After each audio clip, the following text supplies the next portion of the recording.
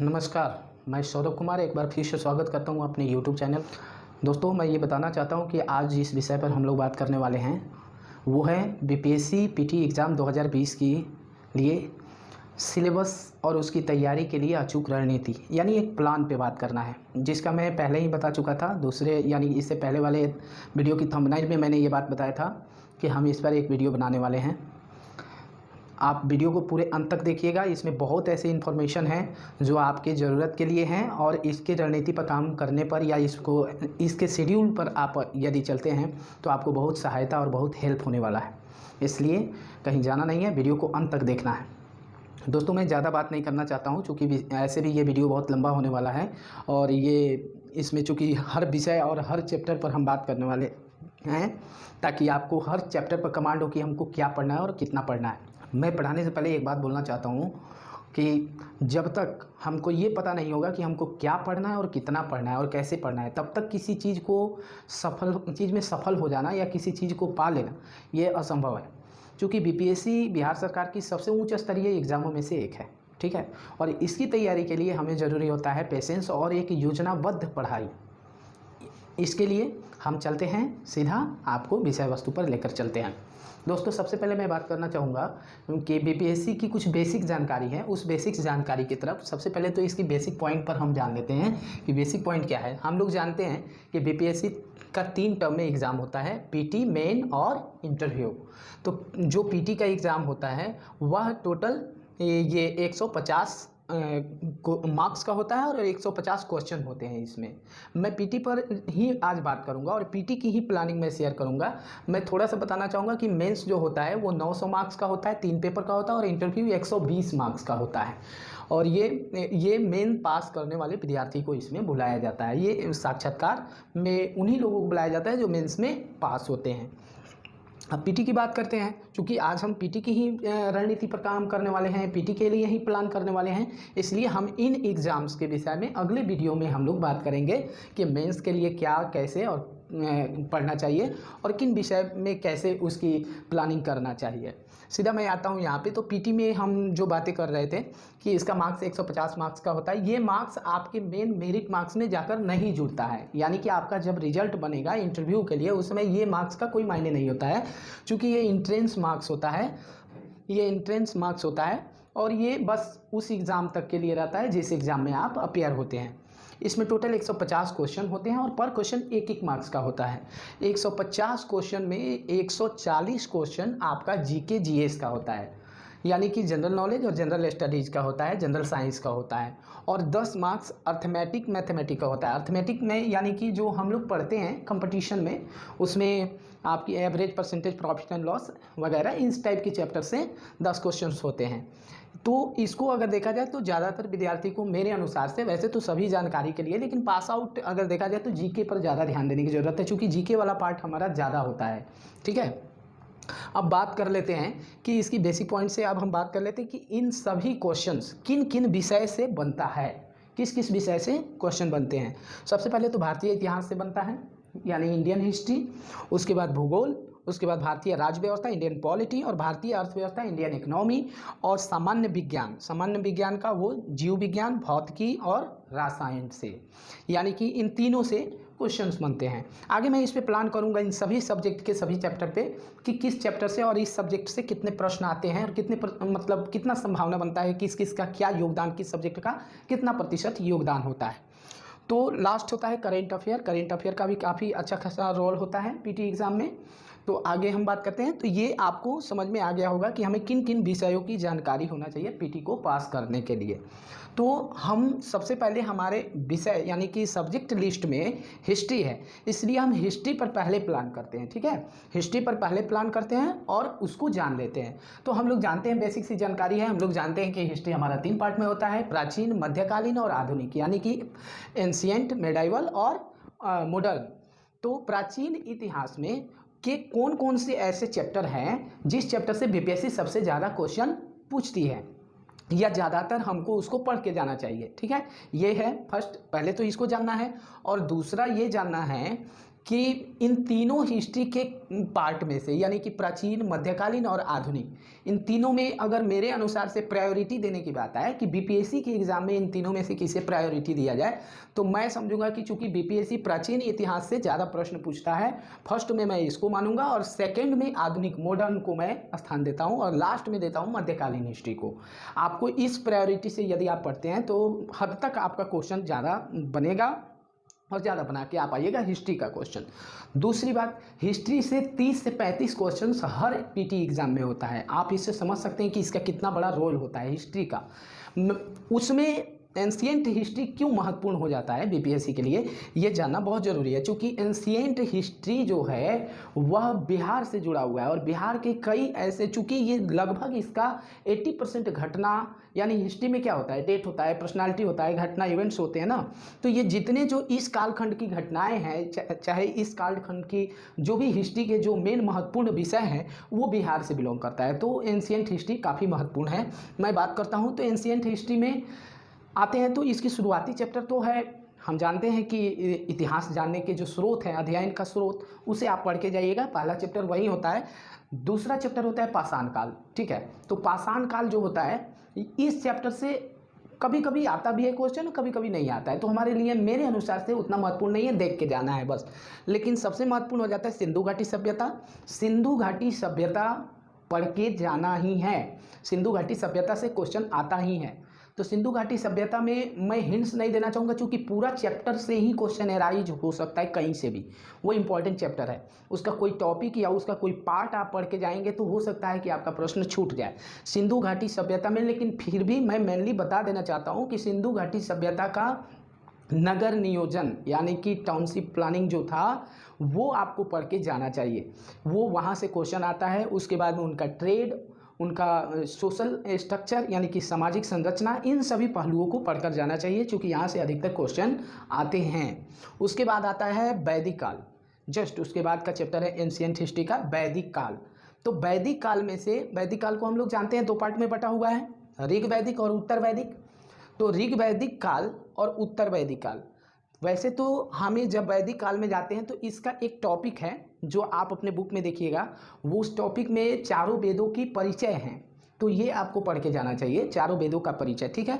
और अगर ऋग वैदिक और उत्तर वैदिक में सबका अपना धार्मिक जो सामाजिक आर्थिक स्थिति है उसमें धार्मिक स्थिति है, तो उत्तर वैदिक काल का सामाजिक स्थिति, राजनैतिक और आर्थिक स्थिति आप पढ़ के जाएंगे। मेरे अनुसार से उत्तर वैदिक काल से क्वेश्चन ज़्यादा एराइज होते हैं, चूँकि अगर आप हिस्ट्री जानते होंगे तो आपको ये पता होगा कि उत्तर वैदिक काल में बहुत सारे परिवर्तन होते हैं। ऋग वैदिक काल में एक नई चीज़ तो रहता ही है, एंशिएंट का एक नया चीज़ होता है, लेकिन उत्तर वैदिक काल में ये चेंज होता है, बहुत सारे रूढ़िवादी सोच, बहुत सारे कर्मकांड, नए नए चीज़ जुड़ते हैं उत्तर वैदिक काल में, सोसाइटी में एक बहुत बड़ा परिवर्तन होता है, इसलिए यहाँ से क्वेश्चन सबसे ज़्यादा एराइज होता है। उसके बाद आता है महाजनपद काल। महाजनपद काल इसलिए महत्वपूर्ण है, यहाँ से क्वेश्चन आता ही आता है, इसलिए महत्वपूर्ण है क्योंकि महाजनपद काल में पहली बार यहाँ पे राजतंत्र या साम्राज्य या उस तरह के राजशाही का गठन होता है ना, पहली झलक दिखाई देता है इस देश में। और उसमें पहला वंश का स्थापना मगध में होता है, जो कि मगध का उत्कर्ष एक चैप्टर भी हम लोग पढ़ते हैं। और उस मगध के उत्कर्ष में हम लोग हर्यक वंश, शिशुनाग वंश और नंद वंश, इन सबको पढ़ के जाना चाहिए, यहाँ से प्रश्न अधिक आने की संभावना रहता है। उसके बाद है हमारा धार्मिक आंदोलन, ठीक है। उसके बाद धार्मिक आंदोलन से क्या क्वेश्चन आता है, तो धार्मिक आंदोलन में बहुत सारी बातें हैं, आप चैप्टर को पढ़ेंगे तो, लेकिन उसमें बौद्ध और जैन, उसमें बौद्ध और जैन को अच्छा से पढ़ के जाना है। बौद्ध धर्म और जैन धर्म मेनली इसलिए क्योंकि एक तो यह अचानक वैदिक काल का यानी कि हिंदू सिस्टम से यानी कि वैदिक संस्कृति से अचानक देश में एक धार्मिक आंदोलन होता है और एक नई धर्म, नई जीने की तौर तरीका, लोगों में एक नई आध्यात्मिक विचारधारा का समावेश होता है भारतीय कल्चर में। ये एक बहुत बड़ा चेंजिंग होता है और यहाँ पर सबसे इम्पोर्टेंट होता है चूँकि बौद्ध जैन की उत्पत्ति बिहार में ही हुआ है और यह इसलिए इस चीज़ को बीपीएससी तवज्जो देता है और प्रायोरिटी देता है और यहाँ से क्वेश्चन एराइज करता है। आप इस चैप्टर को छोड़ के नहीं जा सकते हैं, खास करके बौद्ध और जैन को अच्छी तरह से पढ़ के जाएंगे। उसके बाद में शुरू होता है सबसे वीवीआईपी चैप्टर, वो है मौर्य वंश। मुझे लगता है कि लगभग कॉम्पिटिटिव एग्ज़ाम में जहाँ एंशिएंट से क्वेश्चन अगर एराइज करते होंगे ट्रेजरी वाले, तो मौर्य वंश को प्रायोरिटी जरूर देते हैं हर एग्ज़ाम में। ये तो बीपीएससी है, वो भी बिहार सरकार का एग्ज़ाम है, और मौर्य आप जानते ही हैं, अगर हिस्ट्री पढ़े होंगे तो आपको इसका महत्व पता होगा। तो मौर्य वंश को अच्छी तरह से पढ़ के जाना है, क्योंकि मौर्य वंश जो है, मौर्य वंश, वह बहुत बड़ा चैप्टर है। थोड़ा सा उसमें आप कैटेगराइज कर सकते हैं, क्योंकि हम कहेंगे बेहतर तरीक़ा से सब पढ़िए, लेकिन उसमें कैटेगराइज ये करना होगा कि आप बिंदुसार को बेहतर से पढ़िए, अशोक को उससे भी बेहतर तरीक़ा से पढ़ के जाइए। बिंदुसार और अशोक से सबसे ज़्यादा अशोक, फर्स्ट में अशोक और सेकंड में बिंदुसार से क्वेश्चन आते ही आते हैं। और अशोक में भी मैं ये बताना चाहता हूँ कि अशोक का भी क्या, कौन सा पहलू पढ़ के जाना है। अशोक आया तो दो चीज़ बहुत बड़ा चेंजिंग किया था इंडिया में, वो किया था धर्म का, धर्म के क्षेत्र में बहुत बड़ा परिवर्तन किया था। एक नई नीति, एक नया धर्म आप कह सकते हैं प्रचलन में लाया था, जिसको धम्म कहा गया। और प्रशासनिक परिवर्तन तो ये क्रांतिकारी परिवर्तन था, जिसका आधार मॉडर्न हिस्ट्री तक रहा, आज तक दिखाई देता है। अशोक की बनाई गई प्रशासनिक सिस्टम का अंश या उसका असर अभी भी हम अगर देखेंगे तो कुछ पद आज भी उसी के द्वारा क्रिएट किया गया है। तो ये धर्म और प्रशासन अशोक का आपको पढ़ के जाना चाहिए, सबसे इंपॉर्टेंट होता है, वहाँ से क्वेश्चन आते हैं। उसके बाद मौर्य वंश के बाद हमको पढ़ना चाहिए अगर बीपीएससी में, वो है गुप्त वंश। गुप्त वंश को आपको अच्छा तरीका से पढ़ना चाहिए। देखिए मौर्य वंश ये एंशिएंट हिस्ट्री का पहला एक विशाल यानी कि स्वरूप है, यानी पहली बार पूरा स्ट्रक्चर्ड रूप में, पूरा एकदम संगठित रूप से ये भारत को एक शासक मिलता है और एक वंश मिलता है, एक साम्राज्य मिलता है। लेकिन उसके बाद में मेच्योर्ड, अगर आप उसी की अगर आप बात करें तो एक मेच्योर्ड अवस्था में एम्पायरलिज्म या साम्राज्य जो है वो दिखता है गुप्त वंश में। और अगर मौर्य के बाद भारत में एक बहुत बड़ा चेंजिंग अगर कभी हुआ और एक फिर भी मजबूत राजवंश की स्थापना हुई, वो था गुप्त वंश। और गुप्त वंश से क्वेश्चन बनता ही बनता है, चूंकि ये एंशिएंट का इसके बाद से पतन होना शुरू हो जाता है यहीं से, और लास्ट में एंशिएंट समझिए तो ये फर्स्ट लास्ट तो आप कह सकते हैं कि ये लास्ट चैप्टर ही माना जाता है। गुप्त के बाद में एंशिएंट हिस्ट्री समाप्त होने लगता है, और यहाँ एक आध दो वंश है या एक आध दो चैप्टर है जिससे हम एंशिएंट को इंक्लूड करते हैं, नहीं तो गुप्त के बाद एंशिएंट की हिस्ट्री नीरस हो जाती है। ये चरम होता है, आप एक शब्द सुनिए, ये चरम होता है। एंशिएंट हिस्ट्री का अगर सबसे चरम पॉइंट होता है डेवलपमेंट या संगठन या संगठनिक रूप अगर कह सकते हैं, तो वो है गुप्त वंश। अब गुप्त वंश एक बहुत बड़ा चैप्टर है, उसमें कई शासक हुए हैं, कई बहुत लंबी चौड़ी इसकी कहानी है। तो आप जब उसे पढ़ेंगे तो स्वाभाविक है कि आपको कन्फ्यूजन होगा, क्या पढ़ें क्या छोड़ें। तो मेरे अनुसार से आपको एक हिंट्स रहेगा, वो है समुद्रगुप्त। समुद्रगुप्त को आप पढ़ के जाएंगे, समुद्रगुप्त से क्वेश्चन आता है। और इसके बाद फर्स्ट में सबसे महत्वपूर्ण होता है, 1 नंबर इसको देंगे, 2 नंबर समुद्रगुप्त को देंगे। सबसे पहले आप विक्रमादित्य, चंद्रगुप्त विक्रमादित्य इस वंश का सबसे प्रतापी राजा हुआ, और इसने जो चेंजिंग किया उसको आपको पढ़ के जाना चाहिए, ठीक है। तो ये चंद्रगुप्त विक्रमादित्य के बारे में पढ़ लेंगे। उसके बाद में इसी गुप्त वंश का वास्तुकला आपको पढ़ के जाना चाहिए, उस टाइम की रचना मतलब कि ग्रंथों और किताबों के रचनाकार को आपको पढ़ के जाना चाहिए। आर्किटेक्ट को पढ़ के जाना है इसलिए क्योंकि उस समय पूरे भारत में लगभग जितने आप मंदिर को जानते हैं, प्राचीन मंदिर को, मुझे लगता है उसका 80% टेम्पल शायद गुप्त वंश के ही शासकों द्वारा या गुप्त वंश के काल में ही बनाया गया। तो एक बहुत बड़ा सांस्कृतिक परिवर्तन होता है भारत में। और ये सांस्कृतिक परिवर्तन कहाँ दिखाई देगा? आर्किटेक्ट में। कहाँ दिखाई देगा? किताबों की, जो किताबें लिखी गई, ग्रंथ लिखा गया उसमें। तो ये 2-3 चीज़ आपको गुप्त वंश का बहुत बढ़िया से पढ़ के जाना है। ये सबसे महत्वपूर्ण है, यहाँ से क्वेश्चन आएंगे। और लास्ट में है, चूँकि इसे आप छोड़ नहीं सकते हैं, एंशिएंट हिस्ट्री का ही एक चैप्टर है, वहाँ से हमेशा क्वेश्चन बनता रहता है, वो है पुष्यभूति वंश। गुप्तोत्तर काल भी इसको बोलते हैं, पुष्यभूति वंश। खास करके आपको हर्षवर्धन का शासनकाल आपको पढ़ के जाना चाहिए। और हर्षवर्धन में भी हर्षवर्धन की लिखी हुई किताब वगैरह काफ़ी महत्वपूर्ण होता है, और यहाँ से क्वेश्चन आता है, ठीक है।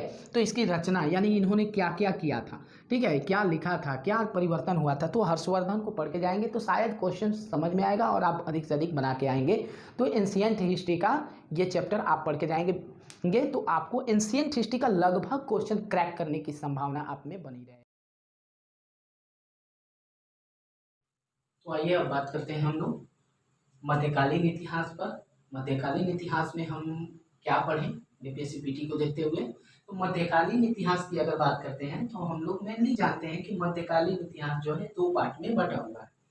एक पार्ट सल्तनत काल कहलाता है और दूसरा कहलाता है मुगल काल। दूसरा कहलाता है क्या? मुगल काल। मुगल काल, ठीक है, मुगल काल। तो सल्तनत काल में मेनली 5 वंशों ने शासन किया था। 5 वंशों ने। तो सल्तनत काल में पहला वंश है गुलाम वंश, खिलजी वंश, तुगलक वंश, सैयद वंश और लोधी वंश। हम लोग पढ़े हैं, जो भी इसकी तैयारी करने चल रहे हैं वो थोड़ा बहुत जरूर पढ़े होंगे। तो मैं उन लोगों के लिए भी ये बताना चाहूंगा कि इन चैप्टर को आप देखिए जो पहली बार अपेयर हो रहे हैं या सिलेबस के ओरिएंटेशन से वीडियो देख रहे हैं, नहीं तो उनके लिए ये ज्यादा कारगर है। जो लोग ऑलरेडी पढ़ के इस बार एग्जाम में बैठे हुए हैं या पहले से तैयारी किए हुए हैं, उनको कैसे पढ़ना चाहिए, उन लोगों को किस तरह से इसको डील करना चाहिए, उनके लिए परफेक्ट होगा। तो ये देखिए, गुलाम वंश में जब आप पढ़े होंगे या पढ़िएगा तो पता चलेगा कि गुलाम वंश में बहुत सारे 8 से 10 शासक हुए हैं और 10 शासकों में सभी शासक के बारे में विशेष तौर पर जानने की या सभी से क्वेश्चन एराइज नाम मात्र का हुआ है आज तक के बीपीएससी के इतिहास में। कुछ शासक हैं जिनसे रिपीट होते रहता है क्वेश्चन, वो है कुतुबुद्दीन ऐबक, चूंकि गुलाम वंश के ये संस्थापक थे तो ऐबक से क्वेश्चन आता है।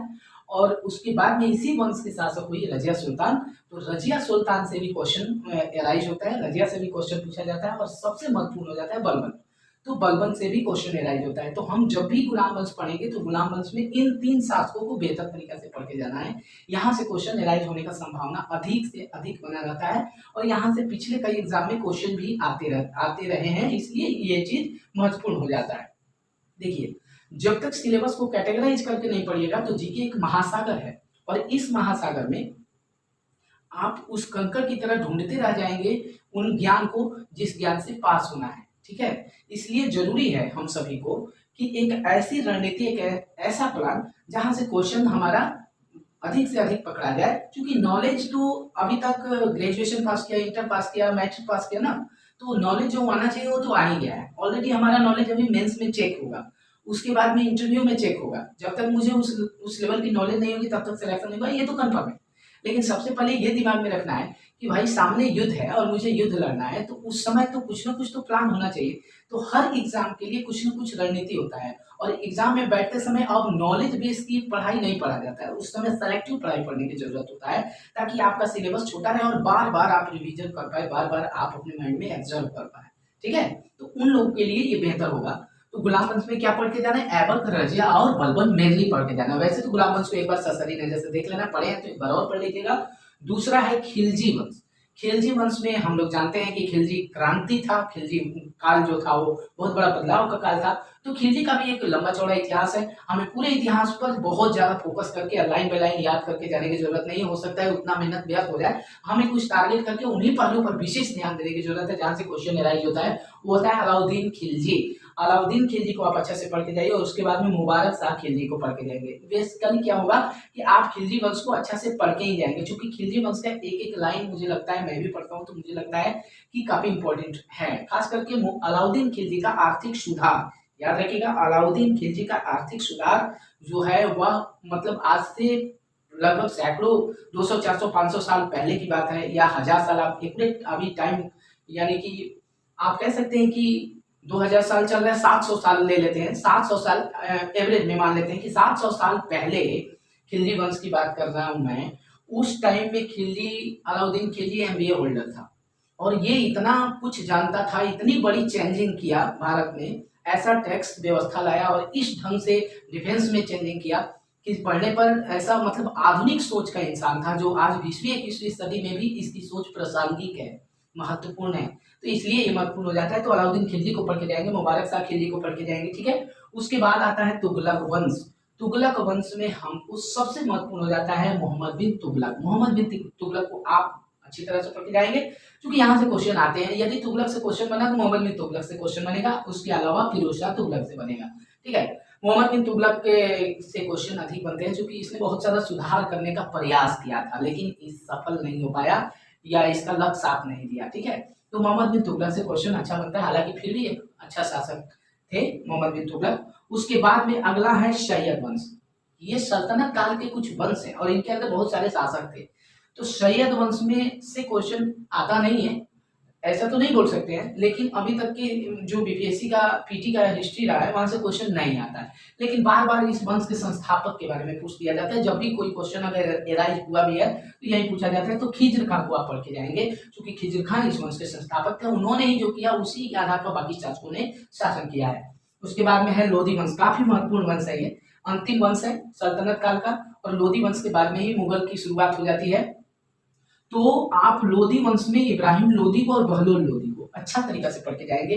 मुझे लगता है कि जितनी बार एग्जाम में बैठो तो एक आध एग्जाम को छोड़कर लगभग एग्जाम में लोधी वंश से क्वेश्चन आता ही आता है। तो लोधी वंश को आप अच्छा से पढ़ के जाएंगे, इब्राहिम लोधी और बहलोल लोधी को अच्छा से पढ़ के जाएंगे, ठीक है। उसके बाद आते हैं अब हमारा ये सल्तनत काल का जो हिस्ट्री था लगभग हम लोग कंट्रोल में कर चुके हैं और सल्तनत काल के विषय में जान चुके हैं कि इसका प्लान हो चुका है कि हमको किस शासक को और किस चैप्टर में किसको कितना पढ़ना है, ठीक है। उसके बाद में अगला है आधुनिक भारत का इतिहास, सॉरी आधुनिक बोल रहे हैं, मुगल काल का इतिहास, ठीक है। मुगल काल के इतिहास में हम लोगों को क्या पढ़ना चाहिए? मुगल काल के शासकों का तो सबसे पहले आपको नाम याद होना चाहिए कि बाबर, हुमायूं, शेरशाह, अकबर, जहांगीर, शाहजहां, औरंगजेब, ठीक है। तो इसमें एक तो इतने महान महान शासक हैं, बड़े बड़े शासक है, अधिक अधिक दिनों तक शासन किया है, इनकी इतिहास लंबी चौड़ी है। अब हम इनके बारे में वैसे तो कमीशन पास करने का मतलब शॉर्टकट कुछ होता नहीं है, लेकिन एग्जाम ओरिएंटेशन से हम बता रहे हैं कि बाबर का हमें क्या पढ़ना चाहिए, पढ़ के अभी पढ़ना चाहिए, एग्जाम जब फॉर्म भर दिए तब। तो बाबर का मेनली हमको पढ़ के जाना चाहिए उसका स्थापना, चूंकि वह संस्थापक रहता है मुगल वंश का, तो उसने इसकी स्थापना कैसे किया, कहाँ किया, ये हिस्ट्री का ये वाला क्वेश्चन पढ़ के जाना चाहिए। उसके बाद में इसका राज्याभिषेक कैसे होगा, ये बड़ा ही इंटरेस्टिंग इवेंट है, घटना है, इसको पढ़ के जाना चाहिए। इसने साम्राज्य का विस्तार कैसे किया, ये पढ़ के जाना चाहिए। और इसने कुछ निर्माण कार्य भी किया, जैसे कुतुब मीनार वगैरह वगैरह, तो ऐसे कुछ इसके निर्माण कार्य है, उसको जरूर पढ़ के जाइए, वहां से क्वेश्चन एराइज होता है। उसके बाद बात करते हैं हुमायूं की। तो हुमायूं जो कि बाबर के बाद में उसका पुत्र था, ये गद्दी पर बैठा। तो हुमायूं की बात कर रहे हैं, तो हुमायूं के हिस्ट्री को, हुमायूं का जो पार्ट है उस पार्ट को हम लोग उसके केवल युद्ध और विद्रोह को पढ़ के जाना है, ठीक है। इसने अपने पूरे शासन काल में बस अशांति अशांति था और उसको शांत करने में इसका समय बीत गया, यानी युद्ध करते करते। तो इसकी जितने भी युद्ध किया है उसमें से अधिकतर युद्ध शेरशाह से किया और बाकी युद्ध विद्रोह के रूप में था। तो इसलिए हुमायूं अपने भाइयों से भी युद्ध किया। तो इस तरह से क्या करना है कि हुमायूं का विद्रोह और युद्ध महत्वपूर्ण है, इस चीज को पढ़ के जाइएगा, ज्यादा उसमें उलझने की जरूरत नहीं है। उसके बाद शेरशाह आ जाते हैं, तो शेरशाह कुछ दिन के लिए रहते हैं। तो हुमायूं के बाद में इसका भी युद्ध और विद्रोह सेम कंडीशन दोनों फेस करते रहता है। तो शेरशाह का युद्ध और विद्रोह, और इसके अलावा शेरशाह का यानी कि आर्थिक सुधार, या सीधा आप कह सकते हैं इसके द्वारा किया गया सुधार बहुत महत्वपूर्ण है। शेरशाह ने बहुत सारे सुधार और बहुत सारा कार्य किया था, ठीक है, कार्य भी किया था।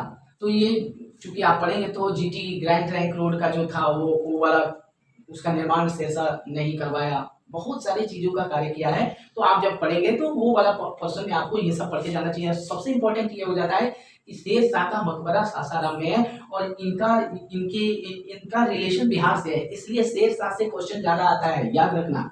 शेरशाह से क्वेश्चन ज्यादा बार पूछने की संभावना बनती है, इसलिए शेरशाह महत्वपूर्ण है। तो शेरशाह को पढ़ के जाना। उसके बाद में अकबर तो पढ़ना ही पढ़ना है, मुगल का सबसे महान शासक, सबसे बड़ा इतिहास, तो इसलिए अकबर को आप नहीं भूल सकते हैं, अकबर को इग्नोर नहीं कर सकते हैं, इसलिए अकबर को अच्छा से पढ़ के जाना है, ठीक है। अकबर में अब क्या पढ़ लेना है ये जान लीजिए। अकबर का युद्ध, क्योंकि अकबर ने भी अपने समय में बहुत सारा साम्राज्य विस्तार के लिए युद्ध लड़ा, युद्ध चाहे महाराणा प्रताप से युद्ध हो, ये सब काफी महत्वपूर्ण युद्ध किया है, काफी इंटरेस्टिंग कहानियां है उसकी। तो युद्ध जैसे कि साम्राज्य विस्तार, धार्मिक सुधार इसके काल का पहला मुस्लिम शासक, इसलिए महान क्योंकि इसने सेकुलरिज्म लेकर आया।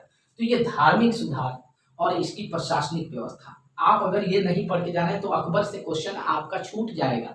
इन चीजों को आप समझ के जाएंगे, सीधे अकबर पढ़ के नहीं जाना है, अकबर के इन पहलुओं पर आपको ध्यान देके जाना है, यहाँ से क्वेश्चन आते हैं, आप क्वेश्चन बैंक उठा के देख लीजिएगा। उसके बाद में जहांगीर की बात कर रहे हैं, तो जहांगीर में विद्रोह और उसके कार्य में कुछ रचनाएं भी, कुछ किताबें वगैरह लिखी गई ना, कुछ काव्य रचनाएं हुई, और इसने भी सुधार किया, ये अपने पिताजी के अगेंस्ट सुधार किया था। विद्रोह तो ये खुद स्वयं किया था, इसके टाइम में भी और विद्रोह हुए। तो विद्रोह को पढ़ना है, रचना को पढ़ना है और सुधार को पढ़ना है। किसमें? जहांगीर में। विद्रोह, रचना और सुधार, जहांगीर का ये 3% अगर पढ़ के जा रहे हैं तो आपका क्वेश्चन नहीं छूटने जा रहा है। शाहजहां की बात करते हैं, तो शाहजहां तो हमें लगता है कि शाहजहां पूरे मुगल में एक अलग विशेषता लिए हुए हैं। तो शाहजहां का निर्माण कार्य तो पढ़ना ही पढ़ना है। अगर आप ये पढ़ के नहीं जाते हैं तो शायद आपका शाहजहां से अगर जो क्वेश्चन बनेगा वो आपका छूट जाएगा। क्योंकि शाहजहां आप चाहे लाल किला की बात कर लो, चाहे आगरे के किला की बात कर लो, चाहे ताजमहल की बात कर लो, जितने भी बड़े बड़े निर्माण कार्य हुए हैं शाहजहां का उसमें बहुत बड़ा योगदान है। तो इसके निर्माण कार्य को आप इसके इतिहास से अलग नहीं कर सकते। इससे क्वेश्चन बनने का मतलब इन्हीं सभी विषयों से बनेगा। उसकी रचना, इसके काल में बहुत सारी किताबों की रचना हुआ है, बहुत बड़े बड़े विद्वान हुए हैं जो जिसने रचना किया, तो उस काल की रचना को भी आप पढ़ेंगे। औरंगजेब अंतिम शासक जिसने मुगल की गद्दी को आप कह सकते हैं धाराशाह किया अपनी नीतियों के आधार पर, काफी आक्रामक। तो इनका युद्ध तो पढ़ना बनता ही है। इन्होंने पूरे शासनकाल युद्ध ही युद्ध करते रह गए, तो आप इनके युद्ध को पढ़ लेंगे। अब हुआ किससे हुआ, एक साइनॉप्सिस बनाकर पढ़ना है। युद्ध और इनकी धार्मिक नीति जिसमें इन्होंने जिहाद का नारा दिया था पहली बार अपनी धर्म विजय के लिए। ठीक है, तो औरंगजेब को हम लोगों को इन पहलुओं पर पढ़ना है। उम्मीद है कि आपको हिस्ट्री का जो मैंने एक बहुत बड़ा स्ट्रैटेजी बताया, हिस्ट्री का जो प्लान बताया, आप इस पर काम करके ज्यादा दिन नहीं 10 दिन देखोगे, 10 दिन में फर्क महसूस होगा। क्वेश्चन बैंक से क्वेश्चन बनाओगे, आपका लगभग क्वेश्चन पकड़ाने लगेगा।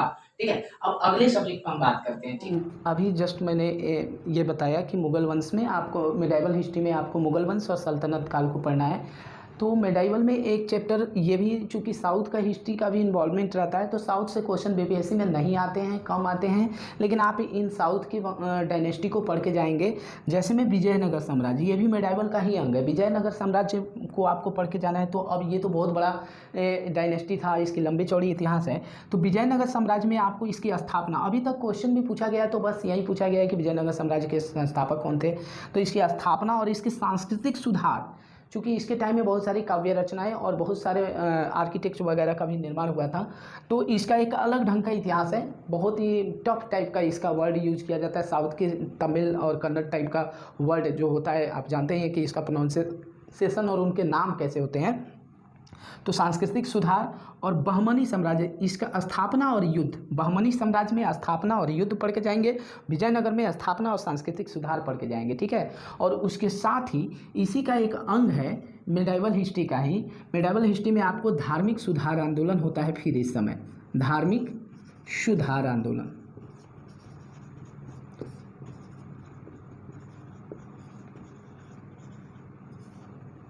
ये होता है धार्मिक सुधार आंदोलन किस टाइप का, ये होता है यानी कि मुस्लिम धर्म के अंदर बहुत सारी बुराई आ गई रहती है, तो उस चीज़ को सुधार किया जाता है। उसकी बुराई को समाप्त करने के लिए तरह तरह की सिलसिला, तरह तरह के नए नए कवि, और हिंदू और मुस्लिम को एक करने के लिए उनमें जो खराबियाँ होता है उस चीज़ को सही करने के लिए तरह तरह के नए नए विचारों को सामने लाया जाता है। नए नए आप कह सकते हैं हिंदू और मुस्लिम दोनों विचारधारा के जानने वाले गुरुओं के द्वारा। ठीक है, तो आप इसको पढ़ के जाएंगे। ठीक है, इसमें आप बहावी सिलसिला वगैरह जो चलता है, जो सूफी संत वगैरह जो कि नए नए विचार लेके आए थे, उन चीज़ को आप पढ़ के जाएंगे। तो आपको उसका परिचयात्मक ढंग से आपको पढ़ के जाना है, बहुत डीपली पढ़ के नहीं जाना है। तो उसका परिचयात्मक ढंग से अगर आप पढ़ के जाते हैं सूफी संतों की जो काव्य रचनाएं हैं उनके विचारों को, तो उम्मीद है कि आप वहाँ से क्वेश्चन अच्छा से आप डील करके आएंगे। वहाँ से भी एक आध क्वेश्चन आने की संभावना बनी रहती है। आगे हम चलते हैं अगले सब्जेक्ट पर। दोस्तों अभी हम बात करेंगे, अभी जो बात करेंगे वो बात करेंगे आधुनिक भारत के इतिहास पर। ठीक है, कि आधुनिक भारत के इतिहास में हमें क्या पढ़ के जाना चाहिए और कहाँ से अधिक प्रश्न आने की संभावना रहता है। ठीक है, तो आधुनिक भारत के इतिहास में सबसे पहले मेरे अनुसार से आपको यूरोपियों का आगमन पहले ये पढ़ के जाना चाहिए।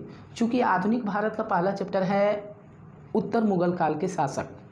वहाँ से क्वेश्चन तो आए हैं, लेकिन इतनी विशाल हिस्ट्री का वह चैप्टर है जहाँ से नाम मात्र का क्वेश्चन कभी कभी एराइज होता है, इसलिए उसको ज़्यादा प्रायोरिटी नहीं दिया जाता है। आप बस उसको एक बार पढ़ लेंगे, लेकिन आपको बार बार पढ़ने की ज़रूरत यहाँ पे इसको है, यूरोपियों का आगमन, यूरोपीय कैसे भारत में आते हैं, और आते हैं तो उनके साथ एक बड़ा इंटरेस्टिंग हिस्ट्री है, बहुत सारे इवेंट हुए हैं, वहाँ से क्वेश्चन एराइज होता है। उसके बाद में आगे पढ़ना है, जब वो आ जाते हैं तो यहाँ पर भारत और यूरोपियों के बीच में काफ़ी संघर्ष होता है, और उस बीच में तब तक मुगल साम्राज्य टूट चुका होता है और स्वतंत्र राज्य बन चुका है होता है, कई मजबूत राज्य बन चुका होता है, जिसमें से आपको बंगाल, पंजाब और मैसूर को अच्छी तरह पढ़ना है। ठीक है, इसमें अवध को भी आपको पढ़ना है, अवध के बारे में भी जानकारी रखना है, लेकिन महत्वपूर्ण रूप से बंगाल, पंजाब और मैसूर को पढ़ना है, चूँकि उस समय के हिस्ट्री में इन लोगों का इन्वॉल्वमेंट सबसे ज़्यादा है। सबसे ज़्यादा आपको बंगाल को पढ़ना है, चूँकि बंगाल पढ़ेंगे तभी पलासी और बक्सर के युद्ध को आप समझ पाएंगे। ठीक है, उसके बाद में तब पढ़ना है आपको गवर्नर जनरल और उनके सुधार। अगला जो हम लोग का प्लान होगा वो होगा कि गवर्नर जनरल और उनके द्वारा किए गए सुधार। आखिर गवर्नर जनरल जिस पद पर रहते हैं वो दो ही चीज़ करेंगे, या तो परिवर्तन सुधार करेंगे, नहीं तो कोई नया चीज़, नहीं तो वह उसमें बदलाव लाएंगे, यानी उस पद में बदलाव, प्रशासनिक सुधार करेंगे, राजनीतिक सुधार करेंगे, सांस्कृतिक सुधार करेंगे, बस उनका कुछ ना कुछ नई चेंजिंग रहता है। ठीक है, तो वह उनके सुधार, गवर्नर जनरल के बारे में जानना है कि वो आया कैसे, कब से कब तक रहा, और उसके बाद में उसने क्या सुधार किया, बस इसी पहलू को पढ़ के चलना है। यहीं से क्वेश्चन अधिक आते हैं, बाकी उनकी कथा कहानी को जानने की ज़रूरत नहीं है, चूँकि ऑब्जेक्टिव क्वेश्चन आपको बना के आना है। उसके बाद में किसान एवं जनजाति विद्रोह। ठीक है, किसान और जनजाति विद्रोह की बात करते हैं। ठीक है, तो किसान एवं जनजाति विद्रोह, तो भाई यहाँ से क्वेश्चन हर बार आता ही आता है और आएगा ही आएगा, मुझे विश्वास है। यानी कि किसान एवं जनजाति विद्रोह को आपको पढ़ के जाना है। हर बार यहाँ से एक और दो क्वेश्चन होता ही होता है कि बहुत सारा जनजाति विद्रोह हुआ था। आप देखेंगे मुंडा विद्रोह हुआ, कोल विद्रोह हुआ, तो आप जब हिस्ट्री पढ़ेंगे तो आपको जनजाति विद्रोह के बारे में क्यों हुआ, कौन किया, इसका नेतृत्व कौन किया, किस टाइम में हुआ था, उस समय गवर्नर जनरल कौन थे, इसके कई सारे पहलू होते हैं। इस तरह से आप शेड्यूल वाइज एक बहुत बढ़िया स्ट्रक्चर बनाकर याद कर सकते हैं। उसके बाद में 1857 की क्रांति, यहाँ से क्वेश्चन आता है, सब एग्जाम में आते हैं। 1857 की क्रांति को आप बढ़िया से राइज वे में पढ़िएगा, इसमें कुछ छोड़ने की ज़रूरत नहीं है। 1857 की क्रांति से क्वेश्चन आते हैं, और ख़ास करके इसलिए आते हैं क्योंकि 1857 की क्रांति में बिहार की इन्वॉल्वमेंट ज़्यादा थी। कैसे? क्योंकि बिहार की इन्वॉल्वमेंट ज़्यादा होने के कारण था हमारे महाराज वीर कुंवर सिंह जी का, उसमें बहुत बड़ा योगदान है। मैंने जहाँ बिहार सटा हुआ है वहाँ से क्वेश्चन एराइज होगा कि आप बिहार के बारे में कितना समझने और जानने को इच्छुक है और कितना जानते हैं। ठीक है, तो इन सभी चीज़ों को 1857 के सामाजिक सुधार आंदोलन में आपसे बहुत क्वेश्चन पूछे जाएंगे, चूँकि जितना सामाजिक सुधार आंदोलन हुआ है उसके नेता या वह सुधार का असर बिहार पर सबसे ज़्यादा पड़ा है, भारत पर वैसे तो सारे भारत के लिए हुए हैं, लेकिन ये सब उस समय बंगाल में बिहार था, तो बिहार पर सबसे ज़्यादा असर हुआ, इसलिए आपको यहाँ से क्वेश्चन आपको सबसे ज़्यादा आता है।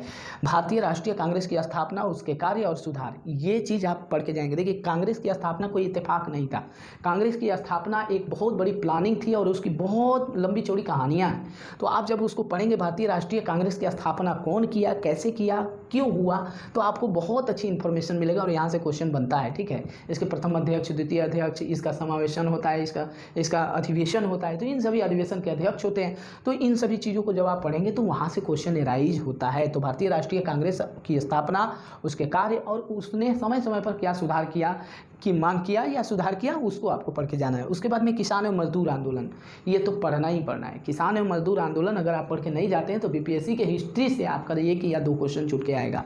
ठीक है, भारतीय राष्ट्रीय आंदोलन तो आपको पढ़ना ही है, चूँकि ये सारा भारतीय राष्ट्रीय आंदोलन के अंग है। जैसे असहयोग, सविनय अवज्ञा, सत्याग्रह, स्वराज, गरम दल का जितना आंदोलन हुआ, सब इसी कड़ी में आकर छूटते हैं। आज़ादी के लिए कई तरह के एग्रीमेंट, समझौता हुआ अंग्रेजों से, कई तरह के ट्रीटी बने, कई तरह के डिमांड उठे ना। तो जैसे नेहरू लियाकत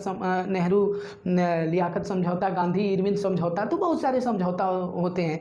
तो आपको इस सब आज़ादी की समझौता को अच्छी तरह से समझना है, पढ़ना है, वहाँ कब हुआ, कैसे हुआ, उसके क्या उद्देश्य थे, इन चीज़ों को पढ़ के जाएंगे तो मुझे नहीं लगता है कि आपका हिस्ट्री में एक भी क्वेश्चन छूट के आएगा, और बेहतर करके आएंगे। अगर 30 क्वेश्चन अगर आपसे पूछता है तो मुझे विश्वास है कि 28 से 29 क्वेश्चन आप करेक्ट कर देंगे। हो सकता है 30 का 30 भी बना के आ जाएँ।